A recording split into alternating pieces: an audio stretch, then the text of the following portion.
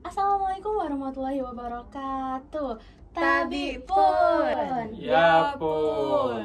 Nah, balik lagi nih di acara Paradigma Podcast Radio Gema 5 bareng Disha dan Vivi. Nah, jadi di segmen Info Pelajar ini kita kedatangan tamu dari Universitas Lampung. Pasti kalian semua penasaran kan? So, stay tune terus di 107,9 FM Paradigma Podcast Radio Gema 5. Masih di 107,9 FM Paradigma Podcast Radio Gema 5. Nah, tadi kita udah dengerin lagu nih, ya kan?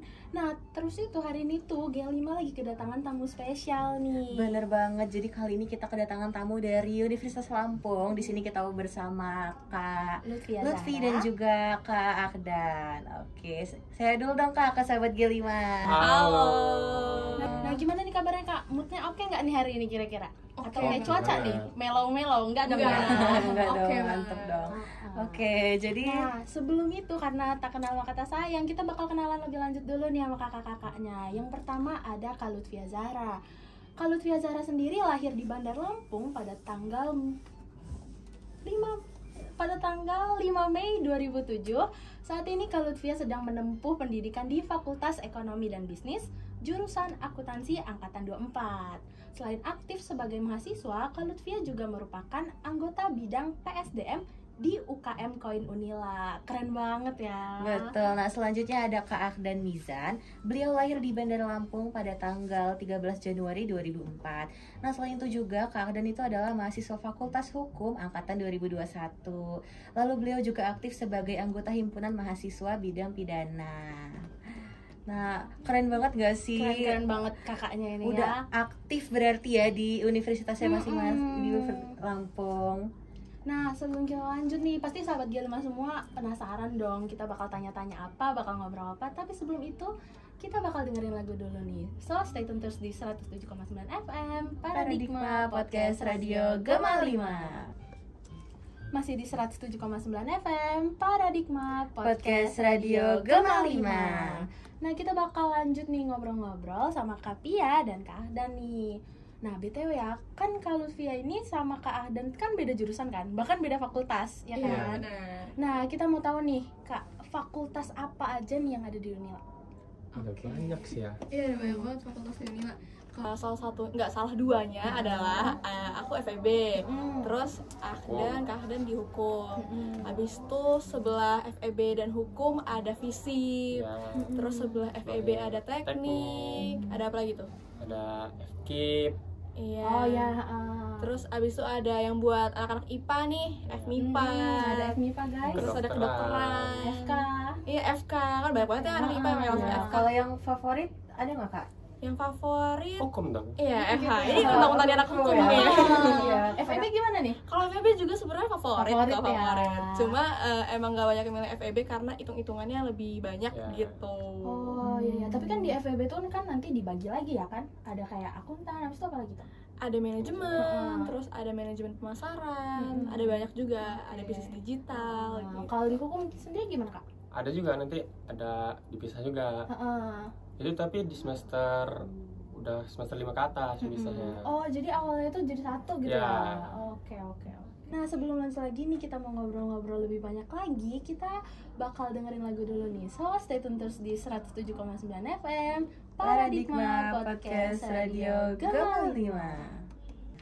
Masih di 107,9 FM Paradigma Podcast Radio Gema 5. Nah, tadi kan kita udah nanya-nanya nih seputar fakultas sampai ke fakultas favorit gitu ya. Nah, kita kan sebagai pelajar itu, apalagi kan yang kita nih udah kelas 11, apalagi yang kelas 12 itu kan bakal nyiapin kayak Masuk PTN. masuk gitu ya. PTN-nya. Nah, kalau misal nih kita mau masuk Unila lewat jalur SNBP nih, prestasi undangan, itu tuh prosesnya gimana sih Kak? Kayak panjang banget kah atau gimana gitu? Sebenarnya kita bukan dari SNBP ya. Aku Ya. sendiri SNBT, terus Aku mandiri. Nah, Keren mandiri. ya kakaknya. Nah, tapi ini setiap tahun beda-beda kan ya. Nah, tahun kalian juga berubah gitu kan. Nah, kalau misalnya di tahun aku, sebenarnya pastiin aja eligible kalian itu nilainya 90 lah, 90 tuh kan udah aman sebenarnya. Mau Minimal masuk. 90 gitu ya. Iya, kalau benar-benar pengen aman ya, cari Iya. aman tuh udah 90. Kalau udah 80 mungkin kan bakal mikir-mikir lagi nih. Oh, kalau misalnya pesaingnya banyak, kayak gue gak akan masuk Iya, gitu iya. kan mikirnya. Jadi ada nggak sih biasanya tuh kan SNBP nih, ada nggak kayak ritual-ritual khusus gitu buat Kayak masuk persiapan SNBP, gitu lah dari kakaknya. khusus ke Unila gitu, misalnya kayak aduh di Unila harus ngejar nilai segini nih kira-kira gitu. Kalau misalnya tadi ya 90 jalur langit sih. Jalur langit Ikut ya TO. SNBP. Iya, betul juga ya. Kita main-mainin jalur ikut langit. TO, Iya. jaga nilai rapor. Iya benar. Iya, jaga nilai rapor itu udah Iya, paling penting. harus stabil ya nilai. Harus rapor. stabil nilainya. Oke. Nah, Kak Apia kan sendiri dari SNBT ya. Itu Mm-mm. kira-kira persiapannya gimana aja kalau SNBT? Kalau aku SNBT, sejujurnya aku sendiri ikut-ikut tryout itu sedikit ya. Aku juga nggak les di luar gitu kan. Nah, itu justru yang aku sesalin kayak gitu. Karena ternyata susah juga ya SNBT gitu. Aku Tapi mikirnya. keren gak sih? Iya, Karena kan. belajar sendiri gitu ya, kalau ikut les-les. Iya, yang penting kan ada punya 1 atau 2 waktu di mana kalian bisa belajar yang benar-benar fokus, jadi kan bisa paham banget sama materinya kayak gitu. Kalau Kapia sendiri nyiapin buat SNBT tuh hamin berapa bulan Kak? Kayak misalnya nih kan Dari banyak, kelas 10 iya apa? banyak yang bilang Apa? dari kelas 11 kalau bisa ayo. Hamin sebulan aku. Oh, Hamin sebulan keren terus aku banget, belajar keren cuma banget. 2 minggu doang. Habis itu Hamin 1 aku baru belajar sama teman aku. Udah, aku udah gitu. Wow, keren banget berarti ya bisa masuk SNBT. Hamin Kalau- sebulan. Kalau Kak Akden gimana? Apa tuh? Kalau kan jalur mandiri ya, Ya, itu skema atau prosesnya deh kan beda nih, pasti kan beda banget kan sama Kalau SNBP aku sama dulu SNBT. pernah nyoba apa? Yang jalur tes Mm-mm.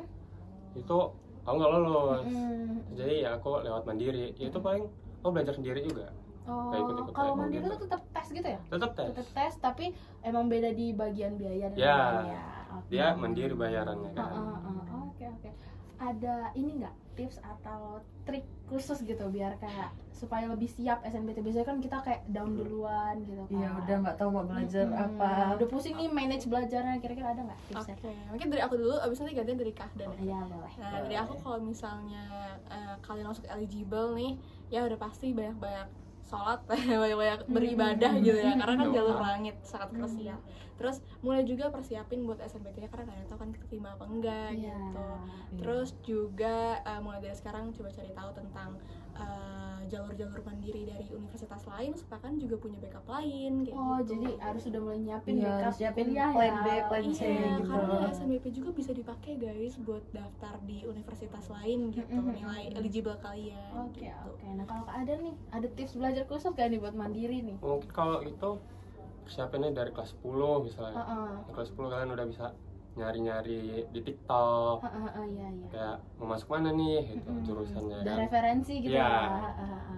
Terus ya banyak-banyakin TO. Oh, berarti TO ini termasuk TO. Penting juga nggak sih TO ini berarti? Tapi TO kalian juga harus paham ya gimana cara Iya, ngerjain. kalau nggak paham juga percuma dong Iya. ya. Nah oke deh, kita bakal lanjut lagi nih ngobrol-ngobrol. Tapi sebelum itu kita dengerin dulu nih lagu Waking Up Together by Ardhito Pramono. 9 FM, Paradigma. Podcast Radio Gema 5. Nah kita bakal lanjut nih ngobrol-ngobrol masih sama Kapia dan Kak Dani. Nah kira-kira selanjutnya kita mau nanya nih tentang, ya santai aja lah ya kita ya.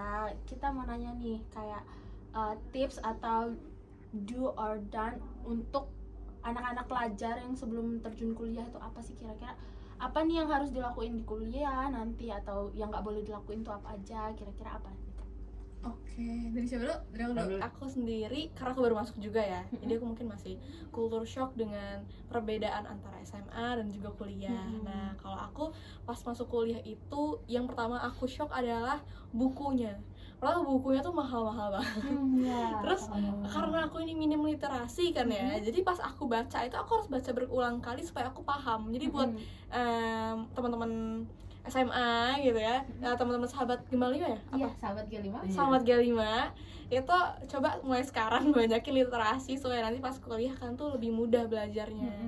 Tapi itu bukunya ini ya, pinjem atau gimana? Apa beli? Kalian Wajib bisa beli? sewa, kalian bisa beli bukan. kayak gitu. Ada banyak Ada opsinya. perpus juga sih. Ada perpus juga kalian bisa Jadi many option pinjam. lah ya buat Mm-mm. baca buku. Dia tuh tadi katanya kan bukunya kayak susah gitu ya. Kita harus literasi berkali-kali. Itu emang bahasanya beda gitu, culture shock salah satunya bahasanya beda gitu di bukunya atau gimana tuh? Iya, bahasanya beda. Mungkin kalau misalnya kalian pernah belajar buat UTBK literasi bahasa Indonesia ya, hampir mirip kayak gitu. Oh, jadi emang rasanya beda banget ya berarti. Iya, Bahasanya udah kosakatanya pakai tuh bahasa lebih buku tinggi daripada pas kita SMA kayak gitu.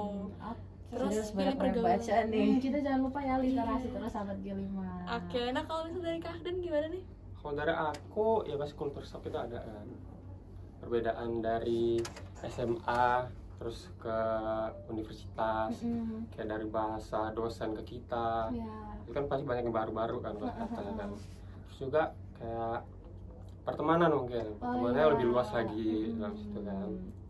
Oke, nah kalau misalnya masalah pertemanan nih kan ada kayak dua kubu pro dan kontra nih ya, kayak ada yang bilang kalau kuliah itu di semester sekian tuh harus banyak nih ikut organisasi segala macam. Ada juga yang bilang udah fokus aja kuliah, kejar nilai bla. Nah itu kalau dari Kak Pia dan Kak Ahdan sendiri gimana nih? Kayak kalian lebih pilih yang mana nih? Kayak banyakin organisasi dulu, abis itu gimana nih? Oke, sebenarnya ya benar, di kuliah tuh ada banyak tipe orang yang emang kuliah pulang, ada yang kuliah rapat Iya. gitu kan, ada yang balance ternyata.